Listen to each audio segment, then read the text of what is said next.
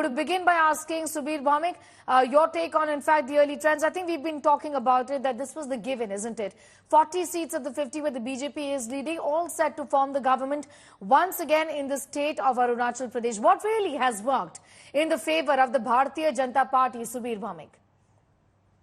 I already said what worked, but let me also draw, don't get carried away too much by this personality factor. The personality factor is also dependent on the tribal equations. Interestingly, Pema Khandu is from the Monpa tribe, which is a border tribe. In Tawang, they are preponderant, on the China border. In fact, Monpas live on the other side of the border, also in Chinese occupied Tibet. So, the reason why the BJP has persisted with Pema Khandu is because if they choose somebody from the two bigger tribes, either of them, the other gets alienated. So if there's a big Adi leader from the Adi tribe, the Nishis won't like it, the other tribes may not like it. So Monpas are a relatively smaller tribe compared to Adis and Nishis and all these other tribes. Even the Chakmas are substantial, but many Chakmas don't have citizenship. That's another issue. So here, the idea of the BJP, especially the RSS, which is well grounded there, is to persist with Pema Khandu. He's from Congress. Everybody else is from Congress. Jayagong Appan he's been chief minister with three different, jerseys: Congress, regional parties, BJP. So let's get this right. Corruption is not a big issue for the simple reason that the benefits of corruption is passed down to the community. You know how? Sancheta was talking about earlier, others were talking about, this huge amount of money that is doled out.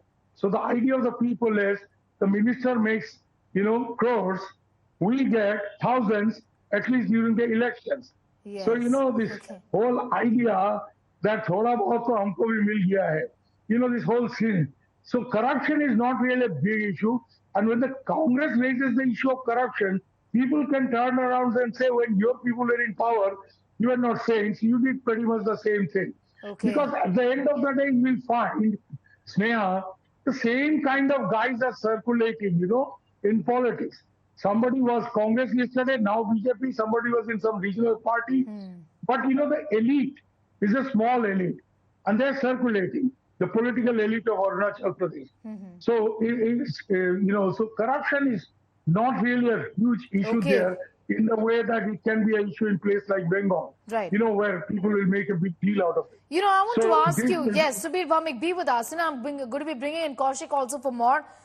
Kaushik, this is in fact the dominance of the BJP that prevails in the state of Arunachal Pradesh, but where does this leave the Congress with? It's disadvantaged Congress all the way when it comes to the cadre, the enthusiasm, the motivation, the leadership which has almost been wiped out, the resources. The Congress really has an uphill task as far as the state of Arunachal Pradesh is concerned, isn't it? You can imagine the state of Congress when I'll tell you that Congress contested from 19 seats. There are 60 seats and it fielded candidates only in 19 seats. A regional party, NPP, fielded 20 candidates. Exactly. So if you are not even contesting in 1/3 of the seats, then how can you even expect yourself to be a significant player in the state politics? Most of the Congress leaders, the ones who had worked for years and established themselves as leaders, community leaders, they have moved to BJP, some even to NPP. So the party as the organization is not much is left in the Congress. So obviously the future of Congress is very bleak. Unless in say 10 years down the line or 5 years down the line, there is a big change at the center and the current BJP then switches to Congress. So if that doesn't happen, I don't see Congress growing at least in next 5 years when Pema Khandu-led BJP government is in power in the state. And if we don't know what happens after June 4th, but if Narendra Modi-led BJP government is in power at the center. So I don't see Congress reviving, at least in near future, in immediate future. Suhas Chakma, your take. How can the Congress revive here? Also to talk a little about the manner in which the BJP, not in Arunachal Pradesh, but in other states of the Northeast, like we were speaking about, has in fact made these calculations and alliances with the other regional players. admitting that, yes, you are the big brother in this alliance. We are willing to play second fiddle. We are the junior partner. But this, in fact, has enabled the BJP to improve, in fact, its performance, make inroads, build a cadre, which it has done in some parts of the northeastern part of the country. Can the Congress now do something similar in the state of Arunachal Pradesh, where there is very little hope, like Kaushik was telling us about? Suhas Chakma.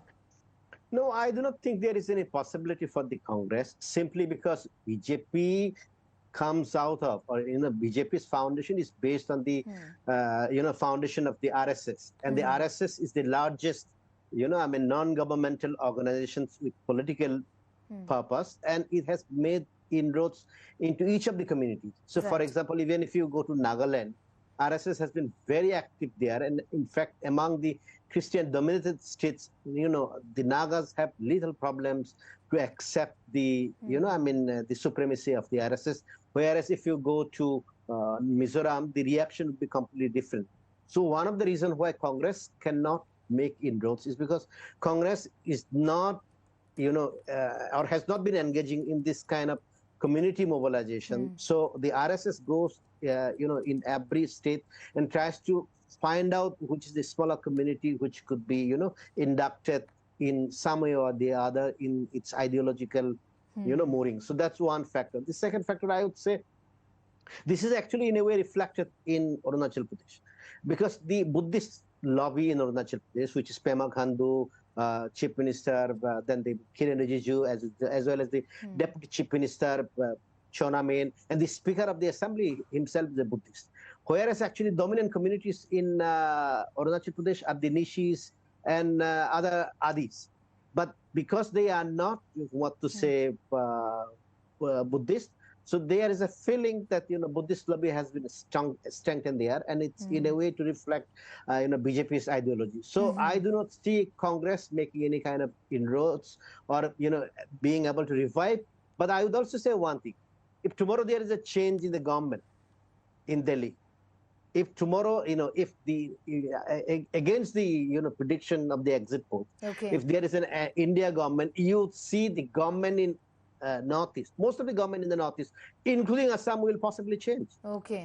Right now, in fact, that's an interesting point that you've made about a possible, in fact, change in fact, the ruling dispensation in the center.